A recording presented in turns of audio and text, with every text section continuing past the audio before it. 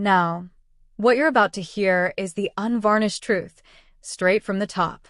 This leaked audio, revealed by ANC members themselves, strips away the carefully constructed public image and shows you the raw, unfiltered pressure building inside the ruling party.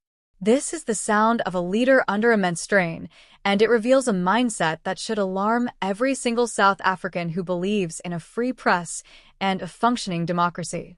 Please bring up the leaked audio tape of Ramaphosa talking. Negative reporting and all that, we resolved that we are going to take that up.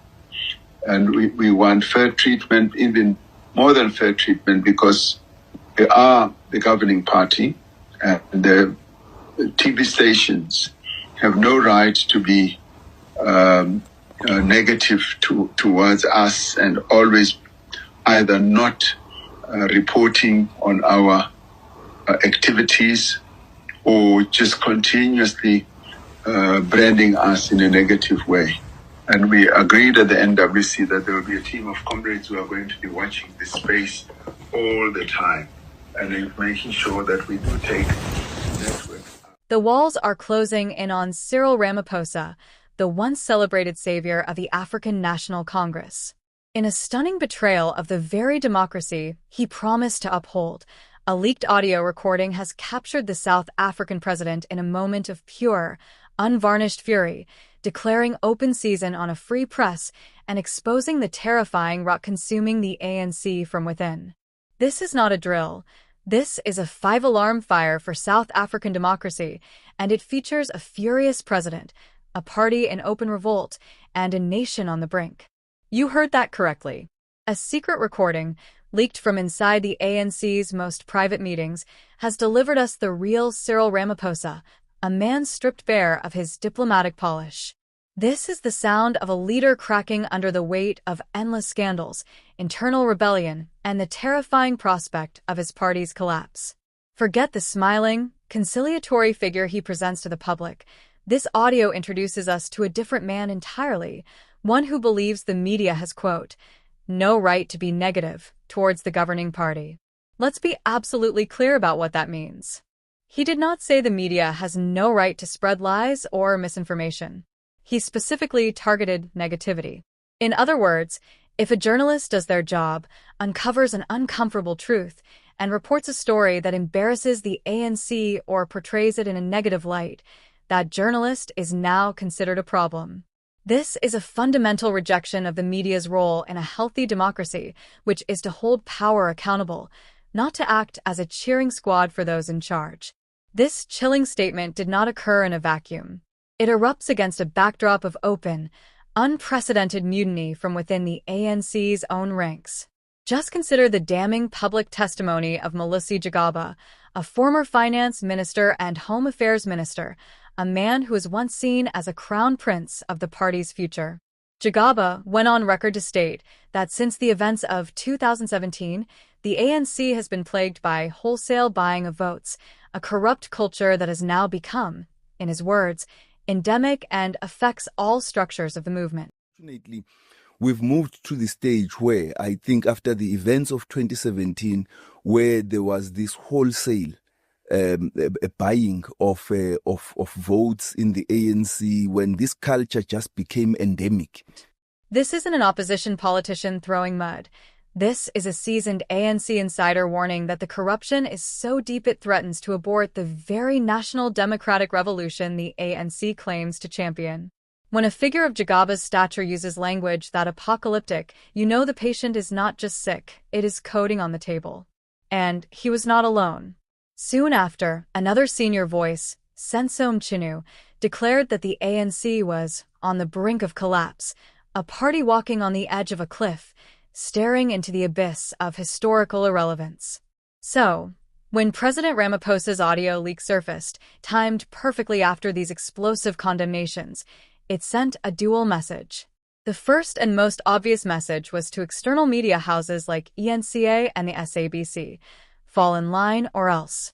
The second, more sinister message was an internal warning to his own comrades, a signal to figures like Gigaba and Mchunu to shut their mouths and stop airing the party's dirty laundry in public. This was a command for unity through intimidation, not through reform or honest reflection. The reaction from the public and political commentators has been a mixture of outrage, fear, and grim resignation. Many are asking, is this the beginning of a Zimbabwean-style slide into authoritarianism? For decades, South Africans have watched their northern neighbor, Zimbabwe, under ZANU-PF, dismantle a free press, punish dissent, and treat negativity as a crime against the state. Now, hearing their own president use identical rhetoric has triggered a deep-seated panic that South Africa is embarking on the same disastrous path. The ANC's long history with the media is fraught with tension. Internal party discussion documents reveal a decades-long view of the media as a contested terrain, an arena for a battle of ideas, rather than a neutral pillar of democracy. While paying lip service to media freedom, the party has consistently believed the media must underpin the national democratic revolution, a vague concept that can easily be used to justify silencing critics who are deemed counter-revolutionary. This ideological foundation makes Ramaphosa's comments less of a surprising outburst and more of the logical extension of the party's deepest instincts. It reveals a profound intolerance for any narrative it cannot directly control.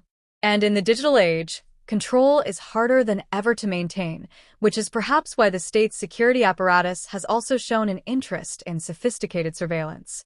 Remember, President Ramaphosa himself was reportedly selected as a person of interest by Rwandan clients of the infamous Pegasus spyware. A government that spies on its own president is certainly capable of turning those tools on its own citizens and journalists. What does this mean for the ordinary South African watching this unfold? It means the lights on democracy are flickering. When a government declares war on bad news, it is inevitably declaring war on the truth.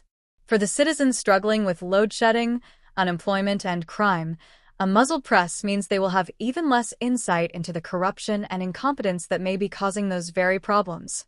It means accountability vanishes and impunity reigns supreme. Could you see this coming? Was the ANC's moral decay so vast that this authoritarian turn was inevitable? For many analysts, the warning signs have been flashing for years. The party's internal culture, described as a mix of democratic and authoritarian impulses, has always contained this seed. The real question is, what do you do when your leader confirms your worst fears? How do you respond when the person entrusted with upholding the Constitution is caught on tape seeking to undermine its very spirit? The consequences of this leak are potentially seismic. Internally, it widens the fissure between the Ramaphosa faction and those who believe he is either too weak to stop the rot or is now actively adopting the tactics of his predecessors to cling to power.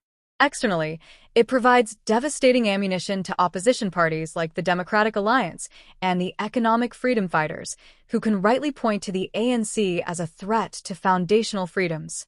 This is more than a political scandal, it is a profound moral failure. The ANC, a liberation movement that once fought for freedom against the oppressive apartheid regime, is now using the language of oppression itself. The revolution has indeed been aborted, not by external forces, but by an internal malignancy of corruption and a thirst for power at any cost. This moment demands more than just outrage. It demands action. It demands that we pay attention, that we share these stories, and that we defend the right to speak truth to power, especially when that truth is negative. The health of our nation depends on it. What do you think? Is this the final unraveling of the ANC? What would you do if your local news station stopped reporting critically on the government for fear of retaliation? Share your thoughts in the comments below. Let's have the conversation that someone doesn't want us to have. If you believe in a South Africa where journalists can work without fear, where leaders are held accountable, and where the truth is not a crime, then like this video, share it with everyone you know, and subscribe for more real stories that matter. The silence is breaking. It's time to make some noise.